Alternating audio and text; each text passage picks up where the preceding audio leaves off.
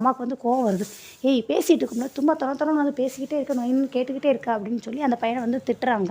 ரவி வந்துட்டு, "இப்போ எதுக்கு அவனை திட்டுறீங்க? நீங்கள் வந்து இடத்த காலி பண்ணுங்கள், வீட்டுக்கு போங்க நீங்கள் ஃபஸ்ட்டு" அப்படிங்கிறாங்க. "டேய் நீ போடா நான் வந்துடுறேன்" அப்படிங்கிறாங்க. திருப்பி திருப்பி ஸ்ருதியோட அவங்க அம்மா பேசிக்கிட்டே இருக்காங்க. "நீங்கள் வந்து ரொம்ப நடத்துகிறது எதுவுமே சரியில்லை, நீங்கள் என் பொண்ணை கூட்டிகிட்டு போகிற நான் எப்போ உங்களை சொன்னேன்னு" சொல்லி திருப்பி பேசும்போது அந்த ஃப்ரெண்டு திருப்பி வந்துடுறாரு. "டேய் அங்கே அடுப்பில் என்னடா வச்சு அது கருகிட்டு இருக்குடான்னு." ஐயோ போச்சு மறந்துடுச்சு அப்படின்ட்டு சீக்கிரமாக ரவி ஓட போகிறாரு. ஆனால் திருப்பி அவங்க அம்மா வந்து, "மாப்பிள்ளை இருங்க நான் பேசிக்கிட்டே இருக்கேன், நீங்கட்டு உள்ளே போனால் என்ன அர்த்தம்?" அப்படின்னு சொல்லி ஸ்ருதியோட அம்மா பேசுகிறாங்க. "உங்களுக்கு ஒரு தடவை சொன்னால் தெரியாது, வேணா அந்த இடத்துக்கு வந்து உங்கள் பொண்ணு தனியாக போக சொல்லுங்க, உங்கள் கிட்டக்க பேசி எனக்கு அங்கே அடுப்பு வச்சது கருகி போச்சு" அப்படிங்கிறாங்க. "நான் என் பொண்ணு" அப்படின்னு ரவி சொல்கிறாங்க, "நான் என் பொண்ணோட வாழ்க்கையே கருகி போயிருமோன்னு பயப்படுறேன், நீங்கள் என்னடனா ஆஃப்டர் ஆல் இது கருகி போனது போய் கவலைப்படுறீங்க. இந்த மாதிரி ஹோட்டல் நீங்கள் சொன்னீங்கன்னா நானும் ஸ்ருதியோட அச்சானும் சேர்ந்து உங்களுக்கு இதை விட பெருசாகவே வச்சு கொடுப்போம், இது என்ன பெரிய எந்த ஹோட்டல்" அப்படிங்கிறாங்க.